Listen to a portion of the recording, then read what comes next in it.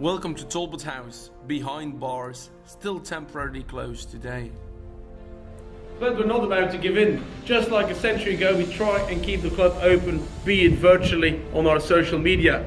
In exchange, we hope you'll join our campaign to save the house and make sure these stories keep getting told on the ground here for another many years to come. Now today's story takes us into a house of people, the new permanent exhibition of Talbot House.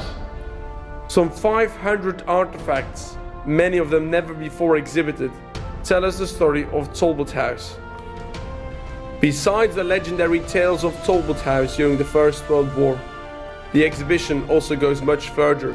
It explores the founding of the Talbot charity, the purchase of the original Talbot House in 1929, the pilgrimages to the Western Front, but also the occupation and liberation during the Second World War. Now, one of the true highlights of this exhibition is his original Armstrong hut, dubbed Dingley Dell.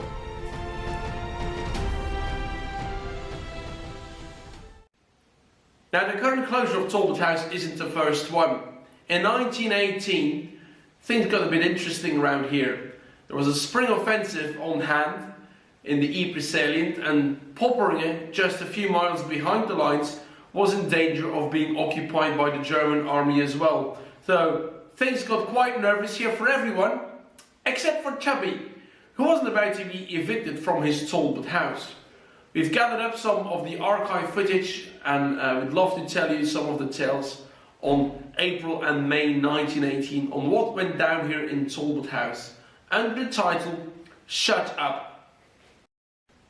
Notice, Talbot House and a recent gale of wind. When the history of the house is written, the last fortnight will have a paragraph to itself, obviously. Until a fortnight ago, the grand old house was apparently resigned to a splendid old age in the suburbs of War, where the rumours germinate. Suddenly, at 11:30 p.m. on Saturday, a week ago, came a bolt from the blue. A pink order saying, "Shut up." To this we replied steeply, "Shut up yourself." Sunday brought the same refrain, "Shut up." To which we replied, "Shut up." Monday put the lid on it.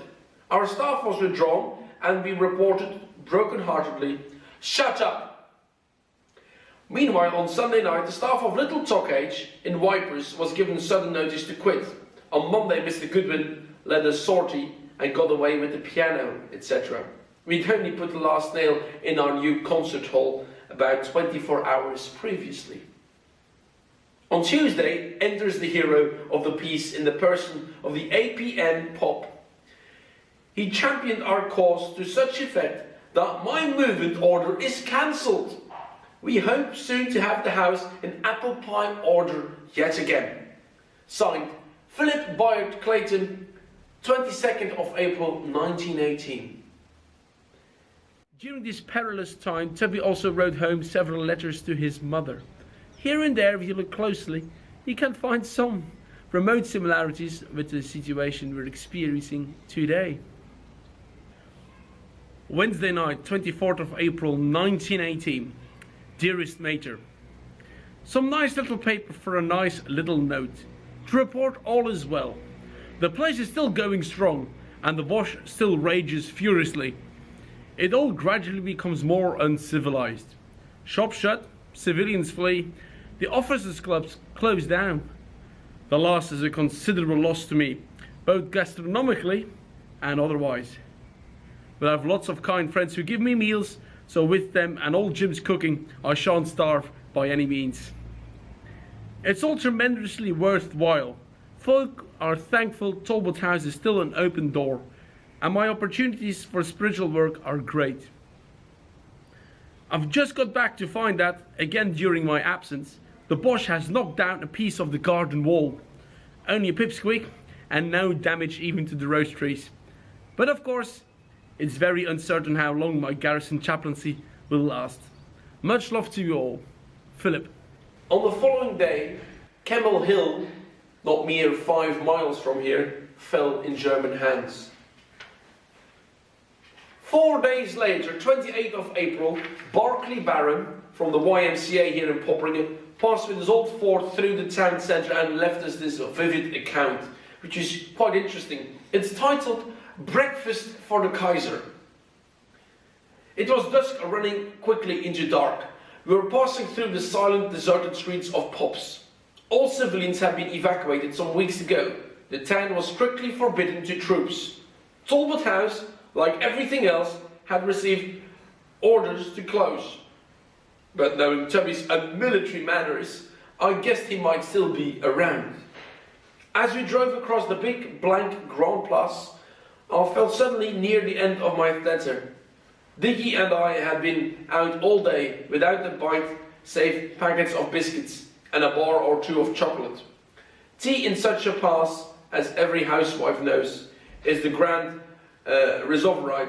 We must have tea, for there would be none otherwise nearer than Mont des Cats.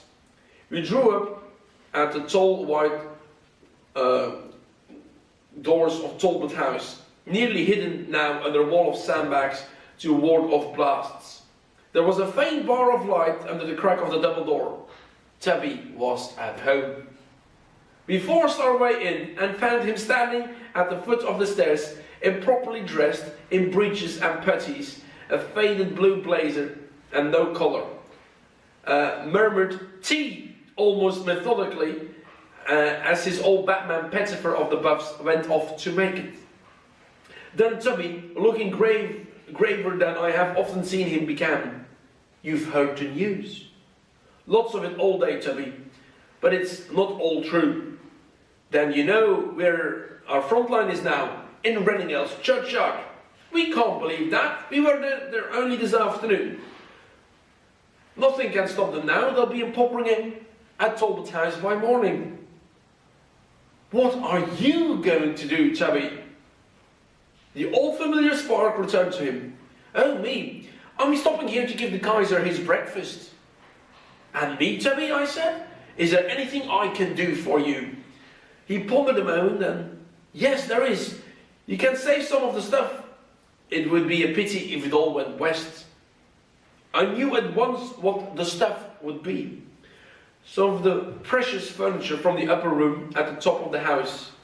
I knew also that it was ready to hand, for they had moved it down some weeks ago to the shelter of a small room on the ground floor. We drank our tea, or was it the authentic elixir of life? Talked for a time, maybe for the last time our hearts tactically said, and yet to work to pack the cargo into the open tin lizzie at the door. Only the smaller furniture and fitments, of course, could be taken. On the top of them, to hold the load down over the shell-scattered roads, we laid the big black and gold carpet, which had covered the chapel floor before our altar since the beginning. As an afterthought, someone added to crown the load, the peal of tubular bells suspended in a 6-foot oak frame, which had so often summoned the household to evening prayers. The time had come for good night. Tubby and I shook hands. We had not had occasion to do so when we don't meet every day, for we felt this was likely to be goodbye. God be with ye, indeed. We drove away in the pitch darkness on the camouflaged crated road to the frontier and beyond. The car, now on its springs, lurched and rolled. We could not, of course, allow lights.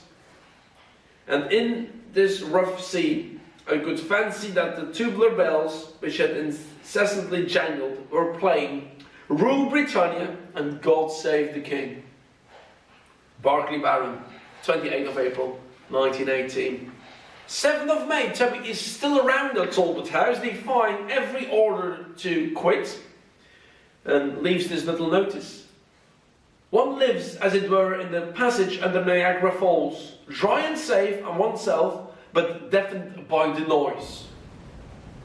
Tubby persists and keeps the house open despite the heavy bombardments. What follows is another extract from a letter to his mother. This one dated 12th of May 1918, 10:30 p.m. My dearest Major, please God, I'm now to be allowed to stop here and keep the house open till whatever happens, happens. I wish nothing better than this. I've practically nothing left now here that matters. All valuable furniture, etc. have been on the train in safety. Even my own clothes. I'm only keeping what I'm standing in. Much love, Philip. Now the verdict finally fell on the 15th of May 1918. A white signal bearing the stamp of the town major of Popperingen gives the orders to close. To Chaplain Clayton, Talbot House, Popperingen. Q orders Talbot House to be closed at once. Please acknowledge and report that this order has been complied with. Deputy Assistant Chaplain General, 2nd Corps. Looks like Tubby will have to give in the end. Another letter home, 15th of May, dearest Major. More letters still for safekeeping. Corps has just ordered the house to be closed temporarily. The troops from today, and we can't resist. Probably indeed it is wise, but it is hard. Anyway, we've kept the doors open longer than anyone else, and it's not the Bosch that closes it now. Resurrect Domus Talbotousians. Talbot House will resurrect. Much love to all. Philip. It seems Tubby is still there by the 20th of May when another order yet again appears. To Padre Clayton, Talbot House. Q insists that you shall vacate Talbot House and seek billets elsewhere. Please wire acknowledgement and what steps you are taking. Deputy Assistant General, 2nd Corps. The following day, Tubby, Margaret, the Gen, and the other orderlies that were left would retire to the temporary camp which Tubby had christened Dingley Dell, named after a character in Charles Dickens' novels. It was a field behind the deserted aerodrome near La Lovie Chateau, northwest of Pops. According to Tubby, they had dumped a larger hut with the Talbot House signboard on a main traffic route, and in the alliance with the YMCA erected a couple of huts elsewhere, which tried to carry on the Talbot House tradition of love and joy and peace. 20th of May, 2 p.m. Dearest Major, it feels rather like a bank holiday too. Mac and I got up at 9 a.m. and breakfasted only at 9:30. And he's now doing my Talbot House account, good man. And I'm writing letters. Then we journey hand in hand to Dingley Dell, a delightful orchard a mile from here, where we have pitched 4 Armstrong huts, one of them you can see here behind me, and propose to live for the time and run a Talbot House park. The authorities are determined, quite kindly, that the house should be evacuated now. For a fortnight it has been the only house open in the town, and as the town is now altogether out of bounds, it seems only folly to remain. You have cleared everything worth having, even the electric light fittings and all the valuables. Chapel, furniture, etc. are safely on a train, in a truck, all to themselves. Talbot House will probably reopen here or elsewhere in a month or 2. Meanwhile, I shall live happily with Margaret in Dingley Dell and work round my outside parish more easily than from here. It is one way, of course, heartrending to leave the house. On the other hand, there is nothing for it now to do. We have been wonderfully guarded, guided and blessed, and though many of our children are now at peace, there are many still in this world who have here found him and been found of him. Longs Deo. Much love, dearest Major. Yours always, Philip. Now, when the war came to an end, Tubby had grown so fond of his Dingley Dell that he decided to take it home back with him to the New Forest. It would eventually find its way back to Popperingen. The operation was run by a man called Tubby Clayton. But then, as the Germans advanced, the order came to evacuate Talbot House, and Tubby moved his operation a few miles away to a field next to a chateau with 3 army huts he'd acquired. He called it Dingley Dell, and this is one of the huts. Tubby brought it home when he returned after the war. I think possibly he must have looked out of the window in 1918 and the terrible things that were happening all around him, and thought that he would have loved to have seen his home, and perhaps he promised himself that one day he would bring it back, so in fact when he looked out of the window he could see his home, which he loved so much. At war and at home, he was a larger-than-life character. Now the hut's being dismantled for transport to Belgium, where it will be restored and put on show. What follows next is a series of letters home, in particular to Tubby's mother. In the letters he recounts about the adventures they get up to at Dingley Dell or Talbot House Park. Amongst them their rescue of the Talbot House cat, Duchess, who was left behind. Can't have that, so the original Talbot House cat was salvaged as well, and they continued opening the house at Dingley Dell for several months to come. You couldn't stop the man, just like we hope we can't stop us today.